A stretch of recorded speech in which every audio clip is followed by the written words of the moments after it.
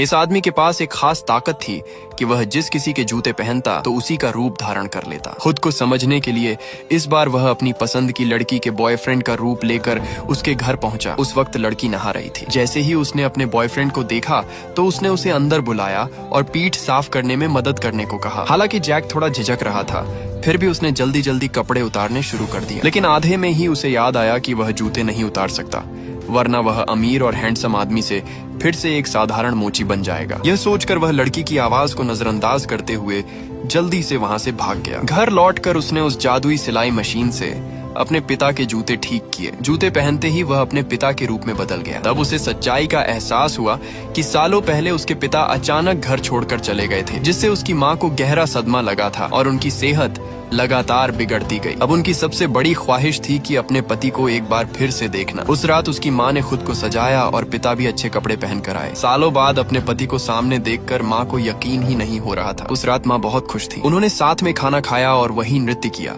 जो उन्होंने पहली मुलाकात में किया था। एक छोटी लेकिन खूबसूरत रात के बाद माँ बिना किसी अफसोस के दुनिया छोड़ गई। असल में उसके पिता ही उसकी सबसे बड़ी अधूरी इच्छा थे। अंतिम संस्कार में रिश्तेदारों और दोस्तों ने उसे एक अच्छी कब्र बनवाने की सलाह दी, लेकिन पैसों की कमी के कारण वह ऐसा नहीं कर पा रहा था। कुछ दिनों बाद वही काला ग्राहक अपने जूते लेने वापस आया, लेकिन इस बार उसका रवैया बहुत खराब था और उसने जैक की दिवंगत माँ के बारे में भी बुरा भला कहा। ये सुनकर शांत स्वभाव का जैक भी गुस्से से भर गया और उसने यह कहकर जूते देने से मना कर दिया कि ग्राहक रसीद नहीं लाया है। उसे याद आया कि उस आदमी के घर में बहुत सारी घड़ियां हैं। वह उसे सबक सिखाना चाहता था और साथ ही माँ की कब्र के लिए पैसे भी जुटाना चाहता था। इसलिए वह अलग अलग रूप बदलते हुए उसका पीछा करते हुए उसके घर तक पहुँच गया। जैसे ही वह आदमी बाहर गया तो जैक उसका रूप बदलकर उसके घर में घुस गया, लेकिन वहाँ उसे घड़ियां नहीं मिली, बल्कि एक पूरा डिब्बा हथियारों से भरा हुआ मिला। कुछ देर बाद जब उसे होश आया तो दोपहर हो चुकी थी। उसे कुछ गड़बड़ होने का एहसास हुआ और वह वहाँ से निकलने ही वाला था कि वह आदमी वापस आ चुका था। पार्ट 3 के लिए लाइक और कमेंट करें।